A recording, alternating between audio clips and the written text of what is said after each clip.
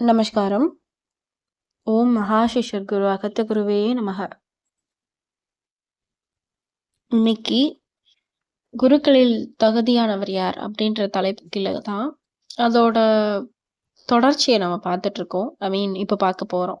அகத்தியர் வழிபாடும் என்ற நூல்ல இருந்து சிறு சிறு தொகுப்புகளா நான் போட்டுட்டு இருக்கேன். இதை எழுதினது ஐயா கஜராஜ சுவாமிகள், அம்மா விஜயலட்சுமி அம்மா, அடுத்து அவங்களோட குழந்தை அம்மா அனுராதா கஜராஜ் லோபஸ், அந்த அம்மா தான் இது எல்லாத்தையுமே தொகுத்து எழுதியிருக்காங்க. இங்கிலீஷ்ல இருந்தது அதை தமிழ்ல எழுதி எல்லாமே டிரான்ஸ்லேட் பண்ணி கொடுத்தது அம்மா தான். இப்போ அனுராதா அம்மா கேட்குறாங்க, குருவாக இருக்க தகுதியானவர் யார்? எந்த குரு பெரியவர் அல்லது தகுதியானவர்? அகத்திய முனிவர் ஐயா சொல்றாங்க, தன்னை பற்றியும் தனக்கு புறம்பான பிறவற்றையும் பற்றியும் மகத்தான அறிவை பெற்றவர் ஒரு சிறந்த குரு ஆவர். பரஞானமும் அபரஞானமும் கொண்டவர். அதை தேடும் மற்றவர்களுக்கு எவ்வளவு விருப்பத்துடன் கொடுக்கிறார் என்பதுதான் முக்கியம். ஒரு சிஷ்யனுக்கு விடுதலையின் பாதையை காட்டுகிற அறிவை கற்பிப்பவரே ஒரு சிறந்த குரு ஆவர். பரபிரம்மத்தை அடைவதற்கான பாதையை காட்டும் அறிவோடு ஒப்பிடும்போது உலக அறிவையும் மற்றும் வாழும் கலையையும் அளிப்பது மிகவும் தாழ்வானது. சமீப வருடங்களில் குருக்களை வகைப்படுத்தி சீடர்களுக்கு அவர்கள் என்ன வகையான அறிவை வழங்குகிறார் என்பதை கண்டறியலாம். நவீன உலகில் அணுகுண்டு தயாரிக்கும் அறிவை வழங்கும் குருவும் இருக்கிறார். அதுவும் ஒரு வகையான ஞானம். ஆனால் அதன் நோக்கம் என்ன? இந்த எளிய உதாரணம் ஒரு குருவை எவ்வாறு தேர்வு செய்வது மற்றும் எந்த நோக்கத்திற்காக என்பதை உங்களுக்கு கண்டறிய உதவும். உங்களுக்கு புரியும் நினைக்கிறேன். அதாவது science and spiritual more or less same. அது ரெண்டுமே அது ஆன்மீகம் இல்லைன்னா அந்த அறிவியல் இல்லை. ஆனா ஐயன் இதுக்கு ஒரு மிகுந்த எனக்கு ரொம்ப ரொம்ப ரொம்ப பிடிச்சிருந்தது. ஐயா என்ன சொல்லியிருப்பாங்க அப்படின்னா, விஞ்ஞானம் இருக்குல்ல, சயின்ஸ், அதுல நீங்க ஒவ்வொரு கண்டுபிடிப்புகளும் பார்த்தீங்கன்னா அது ஒரு பாதிப்பை உள்ளடக்கிய விஷயங்களா தான் இருக்கும். அதுல ஒரு பாசிட்டிவ் இருந்ததுன்னா ஒரு நெகட்டிவ் கண்டிப்பா இருக்கும். வேற இந்த ஸ்பிரிச்சுவல்ல ஒரு குரு ஒரு விஷயங்களை கொடுக்குறாங்க அப்படின்னா அதை நீங்க ஆக்கப்பூர்வம் மட்டும்தான் பண்ண முடியுமே ஒழிய அதை எந்த விதத்திலையும் தவறான விஷயங்களா அந்த ஞானம் இருக்கவே இருக்காது. எதுல? ஸ்பிரிச்சுவல்ல. இங்கேயும் ஐயா திரும்பி அதை குறிப்பிடுறாங்க. அணுகுண்டு அதுவும் ஒரு அறிவு, அதுதானே ஞானம். அந்த ஞானமும் கூட பாருங்க, இப்போ நம்மளே பயந்துட்டு இருக்கோம்ல, ஏதோ ஒன்று யாரோ நம்ம நாட்டில் அணுகுண்டு போட்டாங்கன்னா என்ன செய்யறது? இப்போ நம்ம ஜப்பான் யோசிங்க, எவ்வளோ கஷ்டப்படுறாங்க. இன்னும் அதோட பாதிப்புகள் இருக்குன்னு சொல்றாங்க. அதனால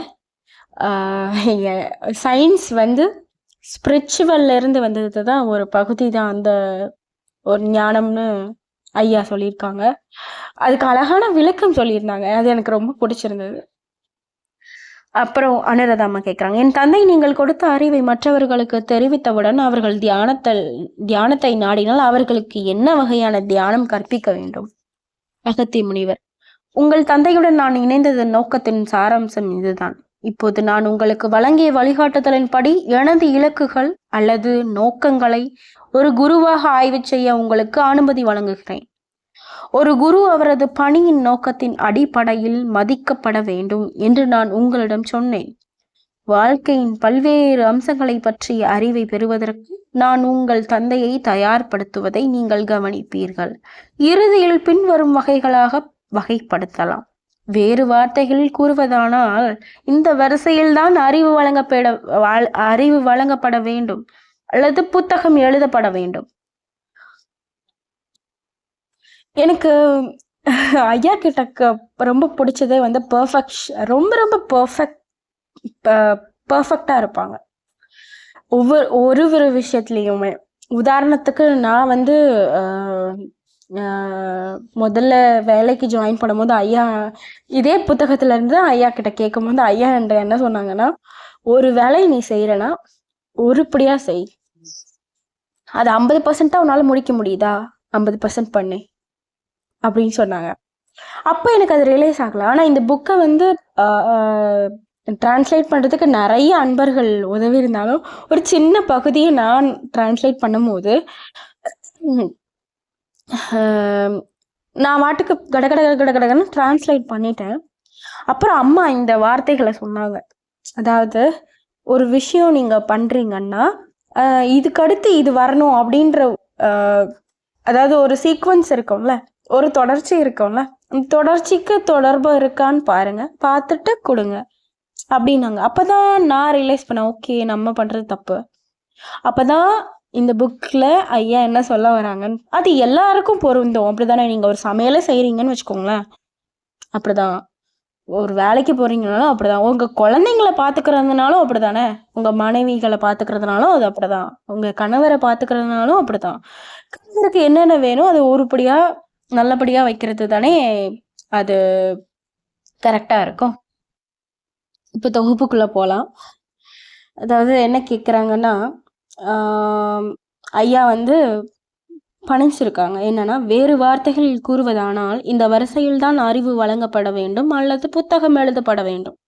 படைப்பு தொடர்பான அறிவு, மனிதன் உருவாக்கம் தொடர்பான அறிவு, அடுத்து பிறப்பு இறப்பு மற்றும் மறுபிறப்பு சுழற்சி தொடர்பான அறிவு, அப்புறம் நல்ல கர்மாக்களை நாம் செய்ய வேண்டிய நோக்கம், அடுத்து மறுபிறப்பை தவிர்த்து விட்டு மீண்டும் பரமாத்மா அதாவது விடுதலைக்கு செல்வது எப்படி, இந்த மாதிரி ஒரு தொகுப்பு அமையணும் அப்படின்னு சொல்லியிருக்காங்க. இதே மாதிரி தான் இப்போ தொகுப்பை வந்து ஃபுல்லாக போட்டிருக்காங்க. ஆக்சுவலி நான் இன்னொன்று சொல்ல விரும்புகிறேன். நான் யூடியூப்பில் பதிவிட்டது வந்து இந்த மாதிரி சீக்வன்ஸில் இல்லை. ஆனால் நான் என்னைக்கு வந்து ஒரு சீக்வன்ஸாக போகலாம் அப்படின்னு நான் தொகுப்பை எடுத்து இது பண்ணும்போது அதுக்கு முன்னாடிலாம் நான் என்ன சொல்லிட்டேன், ஐ மீன் என்ன தொகுப்புகளை போட்டிருக்கேன்னு சொல்கிறேன். என்ன போட்டிருக்கேன் அப்படின்னா, அதிக அன்பு, பொறாமை, கோபம், பேராசை, காமம், லோபம், அந்த மாதிரி விஷயங்களெல்லாம் முதல்ல விளக்கணும் அப்படின்ற விஷயங்களை போட்டிருந்தேன் நான். அதுக்கப்புறம்தான் கஜராஜ சுவாமிகள் யார், அப்புறம்தான் ஒரு விஷயங்களா ஒரு பொங்கலுக்கு ஒப்பிட்டார் அப்படிலாம் நான் பேசியிருப்பேன். இதை எனக்கு இந்த மாதிரி நான் யூடியூப்பில் வழங்கினது வந்து என்னுள் இருக்கும் ஐயன் வந்து வழி நடத்துனதாகவே நான் வச்சுக்கிறேன். ஏன் சொல்கிறேன் அப்படின்னா, திடீர்னு போயிட்டு உங்கள்கிட்ட இந்த மாதிரி கஜராஜ சுவாமிகள் இருக்காங்க, கஜராஜ சுவாமிகள் இருக்காங்க இப்படி சொல்லியிருக்காங்க அப்படின்னா உங்களால் புரிஞ்சிக்க முடியாது, ஏற்றுக்க முடியாது. சித்தர்கள்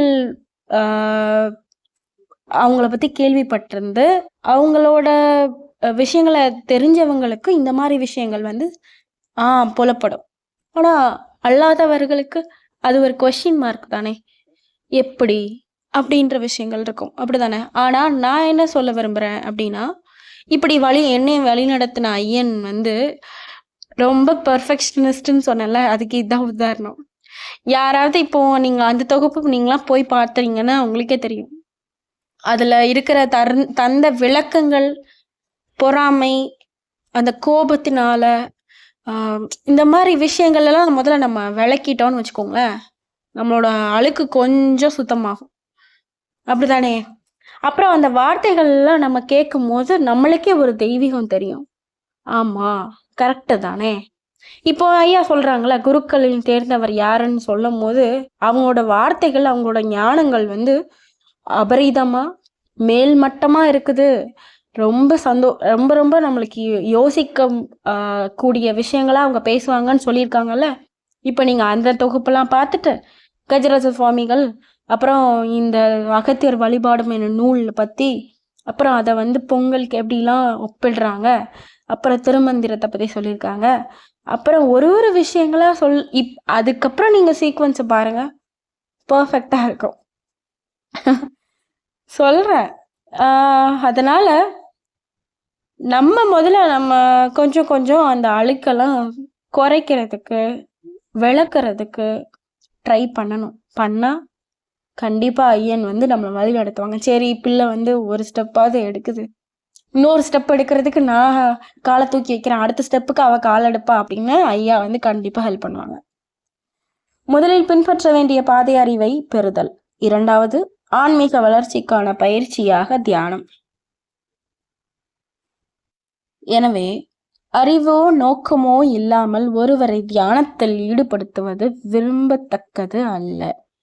நான் தியானம் பண்ணுங்க, மெடிடேஷன் பண்ணுங்க, ஒரு 10 நிமிஷம் உட்காருங்கன்னு சொல்றேன்ல,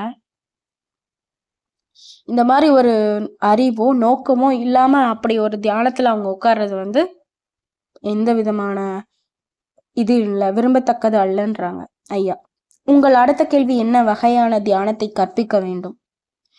உங்கள் தந்தைக்கு ஏற்கனவே பல்வேறு வகையான தியானம் பற்றி அறிவு உள்ளது. மனித உடலை பற்றிய அறிவு அவருக்கு ஏற்கனவே உள்ளது. மேலும் அவருக்கு உளவியல் பின்னணியும் உள்ளது. அவர் தனது ஆலோசனையை பெறும் பல்வேறு நபர்களின் வயது, கல்வி மற்றும் புத்திசாலித்தனத்தை பொறுத்து பல்வேறு வகையான தியானங்களை கற்பிப்பார்.